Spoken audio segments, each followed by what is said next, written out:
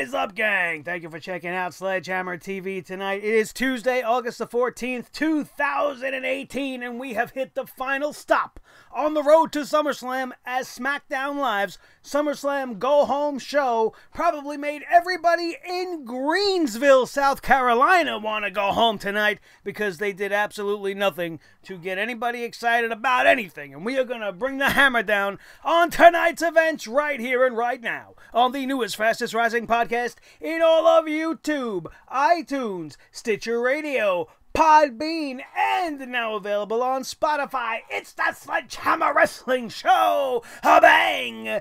Let's do it. Coming down.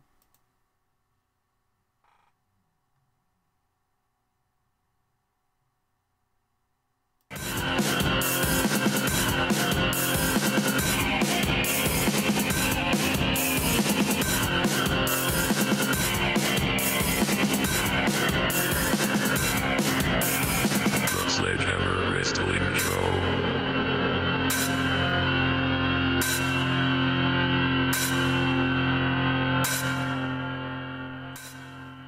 All right, wrestling fans, thank you so much for joining me. My name is Nick Nightmare. Along with me is the greatest tag team in all of professional wrestling podcasting for the Sledgehammer, the wrestling god of thunder and the official sledgehammer of the Sledgehammer Wrestling Show. His tag team partner, the world heavyweight champion of all the microphones in all the world, Mr. Blue the Snowball. Thank you guys for checking out tonight's Sledgehammer Wrestling Show SmackDown Live review. And outside of the whole Daniel Bryan Miz thing, they did absolutely nothing to move the needle on my excitement for this weekend's upcoming SummerSlam. I don't understand what it is. Do they really just not give a shit, or did they just forget how to build anticipation for a big-time pay-per-view? Was tonight's SmackDown Live better than Monday Night Raw? It always is better than Monday Night Raw. That does not mean that it was a good show. Did we get a couple of good matches tonight? Sure we did. That's the MO with SmackDown Live. Did we get a lot of bullshit tonight? Yes, we got a lot of people talking and talking and talking tonight on SmackDown Live, which has become a standard on SmackDown Live, so I'm used to all of these things. But there are a few very, very big mistakes that were made tonight that I just cannot let go, and we're bringing the hammer down as always. And let's get this thing started right now. Right off the bat, let's just say Daniel Bryan versus The Miz is probably the must-see match on the SummerSlam card. If you wanted to tell the story, they did a fantastic job of doing it in 3 parts tonight on SmackDown Live. Each part focusing on a particular time period and a specific epic moment in the rivalry that turns it in one way or another. It was very, very well done. The WWE promotional team and their video editing and all of the things that they do to create promotional packages are absolutely top-notch. I wish these guys that put together these reels and these whole segments for this purpose would write the entire show, because the guys that are writing this story, they get it. Now, I know for the most part this story tells itself, but that's where the magic is, and that's what the WWE is lacking nowadays, is the story kind of happened generically. It came together organically, and they've just reconnected you with everything that has happened over the course of the last 8 years with The Miz and Daniel Bryan. Absolutely very well done. How would I have done it differently? Because there's always something I would have done differently. In order to build the anticipation properly, why not have this thing filmed and spread it out over the course of the last 3 weeks, leading to the final part being aired tonight? You could have done everything exactly the same and just aired those promos. Let's say 2 weeks ago, you air part 1, and then you have The Miz throw the baby at Daniel Bryan, right? You have that whole thing go down, SmackDown Live goes off the air, The Miz one-ups Daniel Bryan again after we just seen what he did to him down in NXT and their whole history there. Last week, we could have seen part 2, and then we get to see Daniel Bryan jump The Miz on the set of Miz and Mrs. unexpectedly. Would have built even more tension following everything we have just seen and rehashing the history and the bad blood following the Talking Smack segment. And then tonight, you could have just aired the third part of the promo sometime during the night, let Daniel Bryan and The Miz do their thing, finish it off and conclude it the way they did. Very, very goosebump-inducing on Daniel Bryan's part when he was talking about how The Miz thinks that he did this to get back into the spotlight, to be given celebrity friends and to get perks and TV shows on the USA Network, when he's really just here to punch Miz in the face for everything he has put him through for the last 8 years. Daniel Bryan isn't done, and it was very, very dramatic and very telling. And I think if you would have spread it out over the course of the last 3 weeks, it would have been even more dramatic tonight. If the anticipation, was built, what the fuck is that? Over the last couple of weeks, I think it would have had a stronger effect. That being said, tonight's whole thing with The Miz and Daniel Bryan was the one thing about SmackDown Live that I can't complain about. I really can't. What we're going to start complaining about, as I tap my pen furiously on my desk, on my note page here, is the destruction of sanity. Sanity has fallen under the same banner as every other talent that has come up from NXT.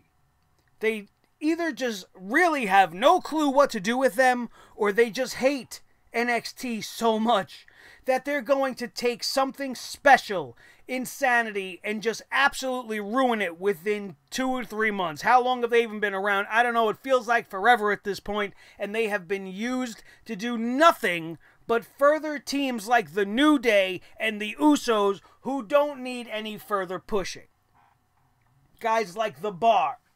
The Bar would probably come in and take out Sanity, no problem, with the way they've been booking Sanity as of late. And what is the deal with Killian Dane? Why is he taking the pinfall tonight? The WWE has something so special in a Killian Dane. And what was with the outfit change? Why is he coming out dressed up like Barney the fucking dinosaur, looking like a giant wrestling eggplant? What happened to the Viking gear? You know, this guy came out looking like a nomad warrior, something out of Game of Thrones, looking like the Mountain standing next to Eric Young in the ring. Now he looks like a giant eggplant. All this red lettering all over, this purple singlet covering up. What are you doing? You're ashamed of his body, WWE? You fat shaming him? What is it? I don't understand. Why would you take something so unique and special that set him apart from everybody in Sanity, let alone everybody else on the roster, and just take that away from him? I don't understand that. The WWE has a tendency to take away things that make characters special. But for what reason is this? He should be protected above everybody else in that Sanity faction. He could be something akin to a Braun Strowman. He's big, he's agile, he's powerful. Absolutely atrocious use of a talent like Killian Dane. And why are they even wrestling the New Day tonight? The New Day, let alone, are 5 days away from a tag team championship opportunity against the toughest opponents they've probably ever faced in their history, even though they've wrestled them before when they were the Wyatt family. And they're wrestling a maniacal, unpredictable team, the likes of a Sanity. Why? Risking injury? Risking your tag team championship matchup in a useless, unnecessary 6-man tag team matchup to fill time on a go-home show that you don't know what to do with? Why are they not in some sort of a segment with the Bludgeon Brothers? Why am I watching the Bludgeon Brothers in the ring with 3 fucking Nimrods that want to call themselves the Triple Threat? Why not just tell everybody, hey, listen, we're going to infringe on a gimmick right now, and we're going to call ourselves something that already exists? That would be like you and I and some idiot that we just picked up at the bus stop walking into a WWE ring, getting a chance to wrestle, and say, hey, you know what? We're the New World Order, bro. Call yourself whatever you want. You're 3 jerk-offs that serve no purpose but to have another useless tag team match, handicap match, excuse me, to prove the Bludgeon Brothers' dominance. We have to have Ricky Roberts times 3 on a SmackDown Live. It's bad enough I had to watch that cowboy jerk-off last night. I got to watch these 3 jamokes in the ring to get destroyed for no reason.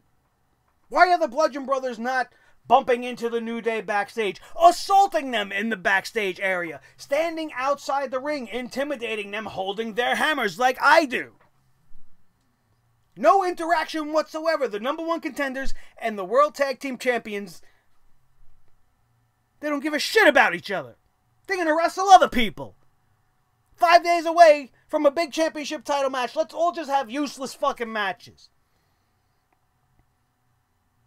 A face-to-face, bumping in the hallway, or just dueling promos. That would have been fine. Most of the matchups on this night were unnecessary. Just like the useless tag team match we had for the girls. What purpose did that serve? Why am I seeing Charlotte Flair and Becky Lynch being forced into a team, very much like what we are seeing with the Boston... I still can't do it. I tried all night last night. The Boston... I can't do it. Tried all night last night. I can't say it. We're going to just stick with Sasha and Bayley. They're trying to pull that will they, won't they bullshit. I don't care. They are having a triple threat match. I don't know why I became Southern in that moment. They are having a triple threat match. Let me stop. I ain't no Jim Cornette. On Sunday, they're going to wrestle in a tag team match tonight. Because Paige says so. We're going to see what they got. And Carmella's going to sit ringside. Great. Like we didn't hear enough of her mouth at the beginning of this thing. But for what? You had nothing else you could have done. Why not have the face-off? The three girls all say their piece. And then the segment ends. A threatening stare down between the three of them. A little tension between the two tea time friends. No, it's not what we get. We get a forced teaming of people that are going to be opponents in just a couple of days being put into a match that absolutely risks everything. You're putting everything at stake. Why am I seeing this? Where the hell is Naomi? Where is Asuka? Why not have them in a match? Put them against each other. They're the two most talented, most athletic, most legit female athletes that SmackDown Live probably has. And they are the two women that are not even on the SummerSlam card, let alone on tonight's SmackDown Live. If you're not going to use them on SummerSlam, at least let them wrestle tonight. Give Charlotte and Becky the week off to get their bodies ready. But no, I got to see Mandy Rose and Sonya Deville. Like seeing the Riot Squad last night wasn't enough. I don't understand it.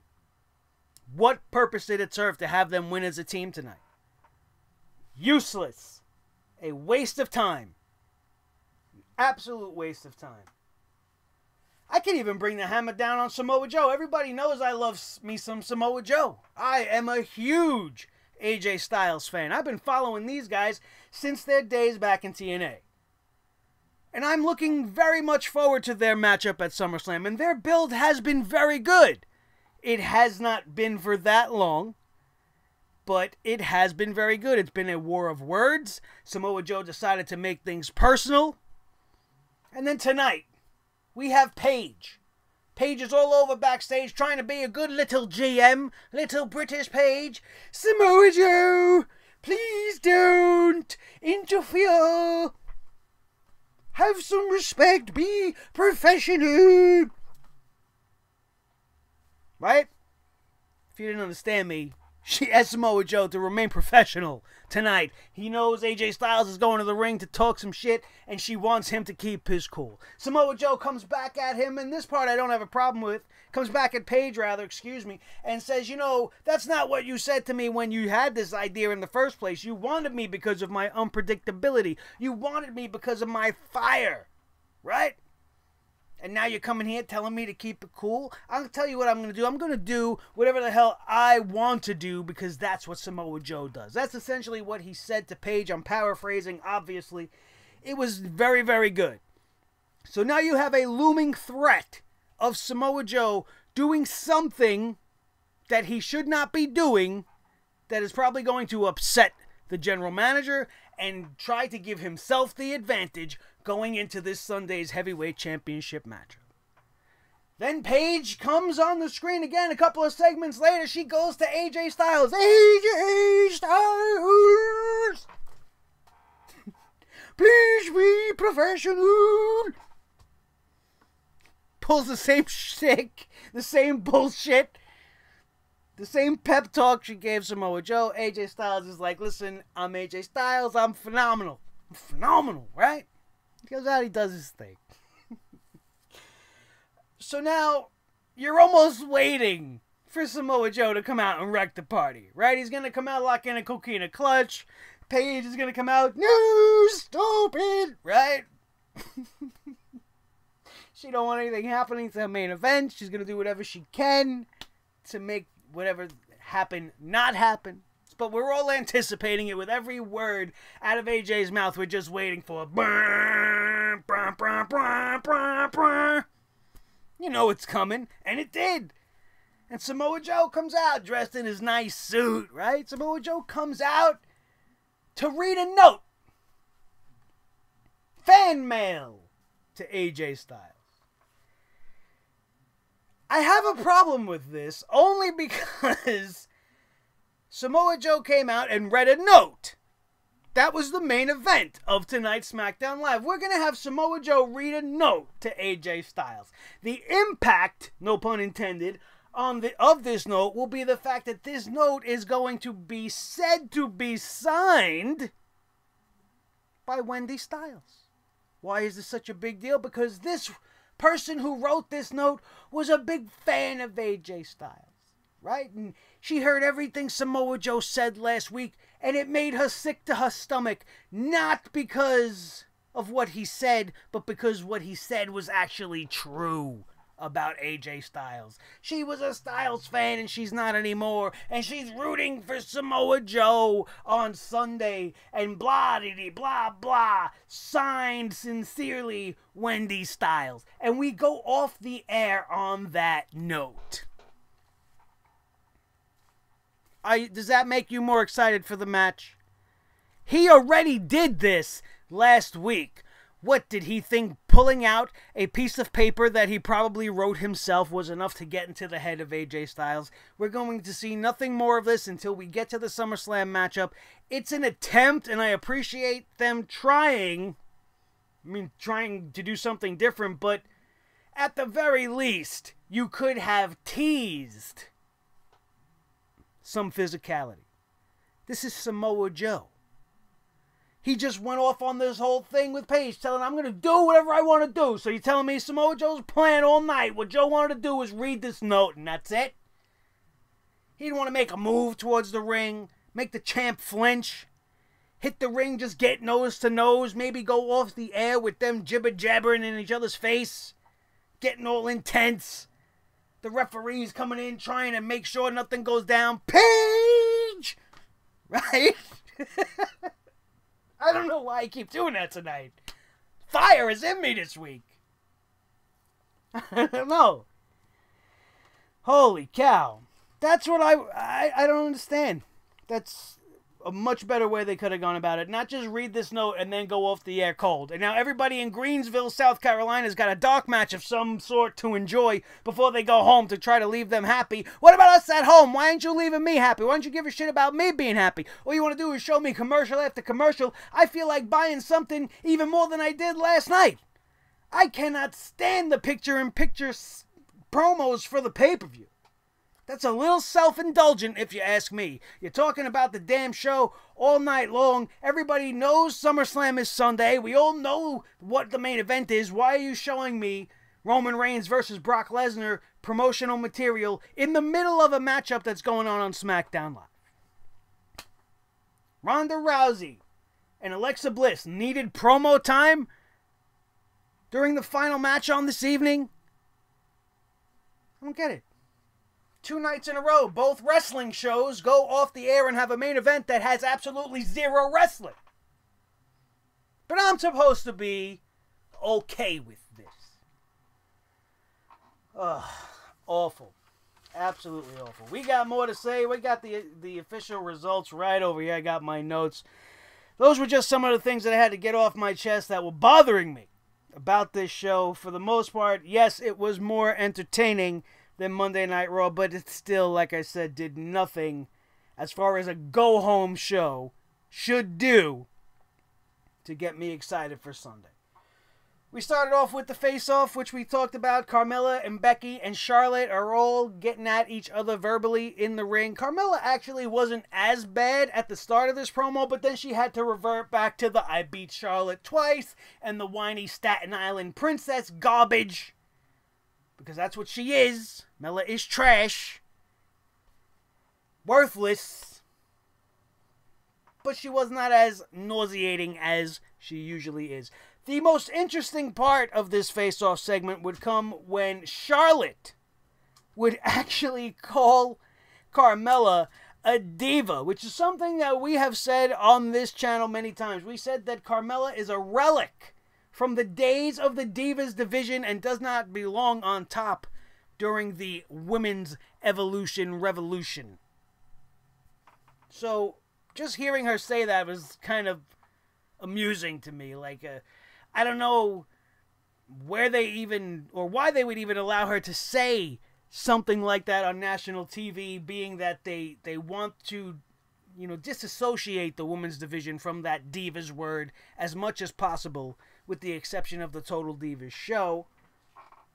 But that was pretty interesting. Other than that, this was nothing more than a lead-in segment for Paige to come out and make the tag team match, which was Charlotte and Becky versus Mandy Rose and Sonya Deville. Gag me with a spoon, put me to sleep. I wanted to bash myself with a hammer.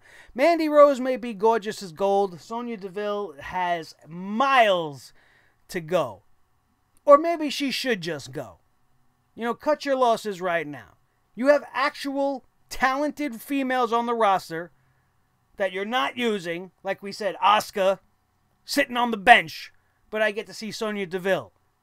Naomi sitting on the bench, but Mandy Rose is out there. If you ask me, I think Naomi's got the better ass between the two, but that's just me. I'd rather see her than Mandy Rose. At least Naomi can wrestle.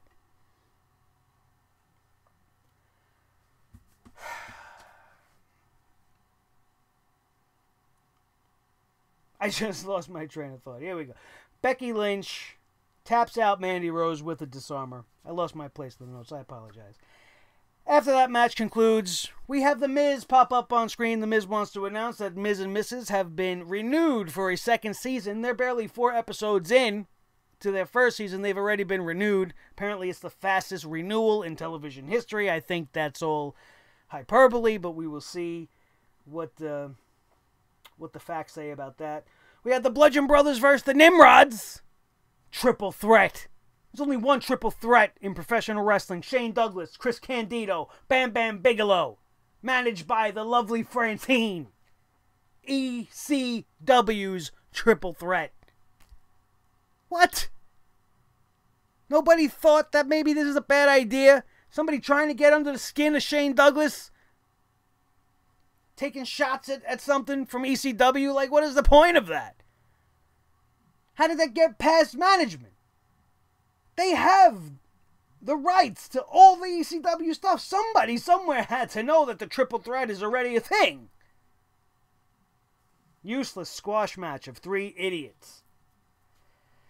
Part 1 of Daniel Bryan versus The Miz featured their time in NXT. Excellently done, like we said, from Daniel Bryan's debut on what was then the NXT game show with the rookies and the pros, all the way to his first victory on Monday Night Raw, which came against his former pro, The Miz, after being on a 10-match losing streak through the entirety of his stay on NXT and being eliminated from the competition. Unfortunately, that was a great... And having them talk about it simultaneously as you're showing us the footage and having Daniel Bryan tell you what his frame of mind was like as he was supposedly being a student of The Miz. And it wasn't until he freed himself of The Miz that he was allowed to wrestle his own style and finally was able to win a match. And it came at the expense of The Miz. It was absolutely very well done. New Day versus Sanity. Tonight was Kofi Kingston's birthday. Happy birthday, Kofi Man. You know, I'm all about being a nice guy. I love the New Day when they are where they're supposed to be. On their way to SummerSlam in a world title match, not where they're supposed to be. Sanity loses to the New Day. The match ending was very good, with the exception of Killian Dane being the one eating the pinfall for Sanity, and Sanity losing at all. But I'm talking about the action in the match was fast and furious. I wish I could have seen the rest, because for the most part during this match we were in commercial break, and it's getting absolutely sickening at this point. Daniel Bryan versus The Miz Part 2 from Daniel Bryan's retirement following WrestleMania, and leading us all the way into the Talking Smack incident. Seeing it again was great. Getting to hear their reactions to everything was fantastic. Once again, Daniel Bryan pointing out that the reason why it hit such a nerve when The Miz attacked him on Talking Smack was that The Miz pointed out, why don't you just go and wrestle in bingo halls and go do what you want to do somewhere else? And he was actually considering it at that time. But he shook hands with Vince McMahon. He promised him he would honor his contract. So he took the high road and walked away, knowing that one day he was going to fight his way back to the ring and be able to get his vengeance on The Miz one day. Very, very great. Very great stuff. Paige backstage with Samoa Joe, asking him to be professional, and we talked about that already. Aiden English. Aiden English is looking for redemption and looking to get back into the good graces of Rusev Day by taking on Andrade Cien Almas. First of all, that's a bad move, because Andrade Cien Almas is a deadly, deadly opponent, and Aiden English found that out firsthand tonight. And even if Aiden English came out with the victory on top, I severely doubt that Rusev Day would be having their arms open, welcoming him back into the fold. If I'm being honest, when the whole Rusev Day kicked off, I was behind it with Aiden English as a part of it, merely because I really thought Rusev Day was going to be a tag team. They were going to be pushed as a team, and they were going to be given the tag team championships, given how hot Rusev Day was as a commodity back in the day. A couple of months ago, should we say. But then they started with the Lana shit. They brought her back into the fold. She started to cause tension, and now Aiden English is on the outs. So how much longer do we have Rusev Day? The WWE, Vince McMahon most likely has it on his mind and has the agenda to push Lana Day much stronger than Rusev Day. And I'm not really too much behind it. But Andrade Cien Almas gets a very quick victory over Aiden English here. Rusev and Lana then come out. Lana's trying to figure out whether she's Russian still, because certain words she pulls out the accent and then she just drops it like a bad habit. Absolutely ridiculous. It is a bad habit, and she should decide to go one way or the other. Don't say, Rusev and I are going to kick your ass on Sunday. That's not what she said, but I'm just, paraphrasing like I do. And then it's Rusev Day. It's annoying. I can't stand it. All for them to just stand there and stare after they say Rusev Day. She couldn't even hold the note properly. She tried to do it like Aiden English. I don't know why she didn't just scream it, Rusev Day. And then they stood there, staring, stare.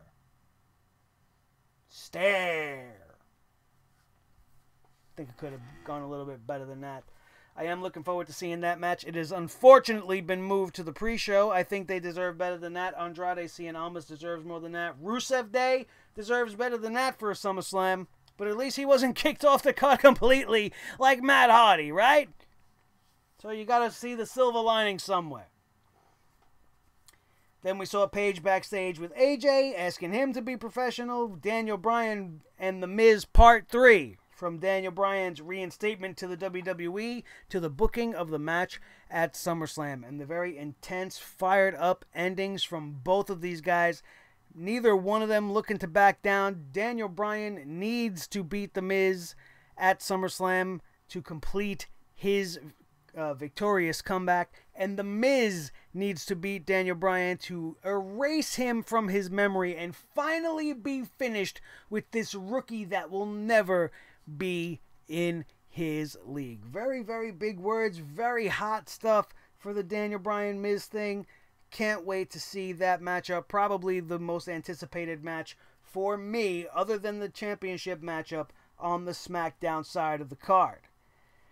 We then had Jeff Hardy coming back, and he was going to face off against Shelton Benjamin, who did not get an entrance tonight, unfortunately. I think he deserves at least that. But no, we got to see three idiots fight the Bludgeon Brothers. Wasting time. This could have been much better, but the ending to me was very, very weird. Jeff Hardy, for the most part, was on the defensive, and Shelton Benjamin seemed to have the advantage for the majority of the match. And then Jeff Hardy would win with a weak-ass body splash. Now, Jeff Hardy, when you look at him, he looks like he's maybe about 220 pounds tops.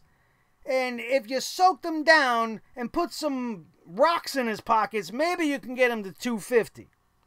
Shelton Benjamin is the bigger of the two men, and he is being beaten, pinned, shoulders to the mat for the count of 3 by a body splash? Not even from the top rope. No signature maneuver. No finishing maneuver. A body splash. Jeff Hardy is not King Kong Bundy. He's not the African Dream Akeem. Or the One Man Gang, or Earthquake, or Typhoon, Tugboat, Andre the Giant, Big John Studd, Braun Strowman, Mark Henry. These are people that could win with a body splash. Jeff Hardy couldn't beat me with a body splash. I'd get my shoulder up. Poor Shelton Benjamin.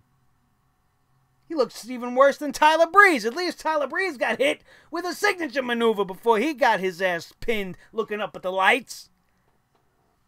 What did Shelton Benjamin do to deserve this kind of treatment? This is a top-tier star being booked to put over Jeff Hardy in such a way. Why couldn't he at least have been beaten by the man's finishing move? A move that has beaten some of the greats in the industry. But no, a body splash from a barely 200-pound guy. That was enough to do in Shelton Benjamin. And I'm supposed to not say shit. I don't think so. Absolutely ridiculous. This match would be nothing, like I said. But the creepiest thing about it was Randy Orton apparently was watching the whole thing transpire in the back. Shinsuke Nakamura would come out, attack Jeff Hardy. Jeff Hardy fought him off. Started walking to the back. Nobody even knew Randy Orton was there, except the cameraman and us. Nobody let the guys in on it. Very creepy. But bad guy Randy Orton, like I said, is a son of a bitch. He's an absolute demon, and it was so weird. You know, so Randy. That's so Randy. I'm Randy tonight. What the hell's going on with me? Maybe it's SummerSlam. Maybe it's got me fired up. We're coming down to the wire. We only had a few days left, and we still got to get to 1K. You know what you got to do. We'll get to that in just a second. And then, like we talked about, AJ Styles would wrap up this show, coming out, talking about Samoa Joe, making things personal, how it came as a surprise to him. AJ Styles didn't expect Samoa Joe to go this way. If you know Samoa Joe as well as you say you do, why wouldn't you expect him to go this way? Samoan submission machine, the right hand of destruction. Samoa Joe does not play nice. He's going to use everything he knows about you to his advantage, as he has proven tonight with his very nice note. Trying to get into the head of AJ Styles. And that was it. That was SmackDown Live's go-home show for SummerSlam 2018. Now, to be fair, like we said, I am much more looking forward to SmackDown Live's side of the card. Monday Night Raw completely shit the bed with SummerSlam this year. I don't even care about Dolph Ziggler versus Seth Rollins because we've seen it 17,000 times over the last 2 months, and adding Dean Ambrose to the equation only gives you the very predictable outcome of Dean Ambrose either costing Seth Rollins the championship, or after Seth Rollins wins the Intercontinental Championship back, he will turn on him and try to get the Intercontinental Championship from him. And if neither one of those things happen, then I really don't want to see it. Because I don't, just like Randy Orton, Dean Ambrose is better as a bad guy. You can't be a lunatic if you can't be let off the leash. So I don't want to see him any further past SummerSlam as a babyface.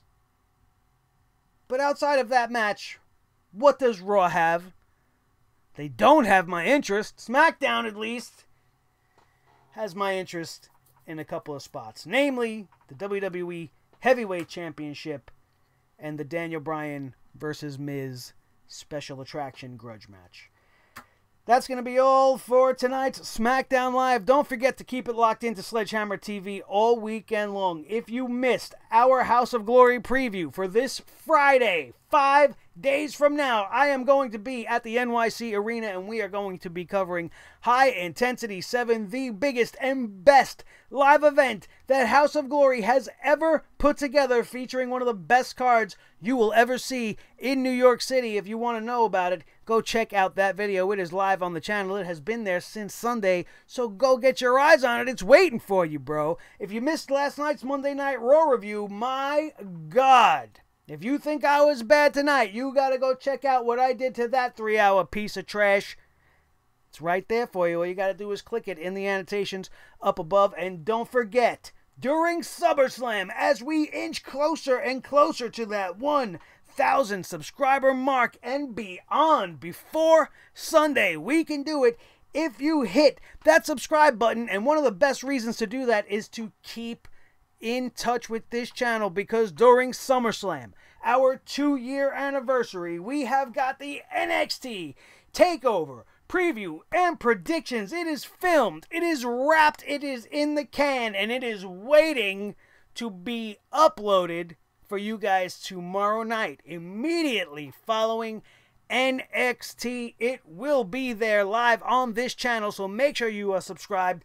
Make sure you are notified so you don't miss it when it does hit the airwaves. And then share this video, share that video, share all the videos that you watch on this channel with each and every one of your wrestling buddies all over the wrestling world, so we can infect it with the beautiful disease that is known as Sledgehammer TV, where the Sledgehammer Wrestling Show resides. And the biggest shows of the week yet to come, as the SummerSlam preview and prediction show is still in the works, with filming set to wrap up most likely Thursday. It will be up Thursday night if I have my way, if not by the very earliest Friday morning. We go down all 13 ridiculous matchups, 13 fucking matches. I believe it's bigger than WrestleMania. I think SummerSlam has more matches than WrestleMania. I'm going to check that out, and we'll talk more about that in the SummerSlam preview and predictions, so make sure you are here for that, as well as the reviews all weekend long. High Intensity 7,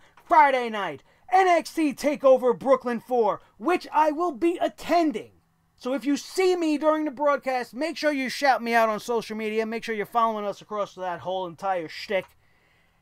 And when I get home, no matter how late it is, I promise you guys, by morning, you will have my review of TakeOver Brooklyn to watch before you sit down with me and stomach 7 hours of the lamest party of the summer, with a few tasty hors d'oeuvres sprinkled in between.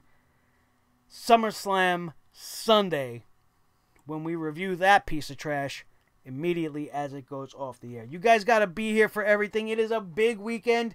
You could make it even bigger. Make sure that you join the Sledgehammer Club.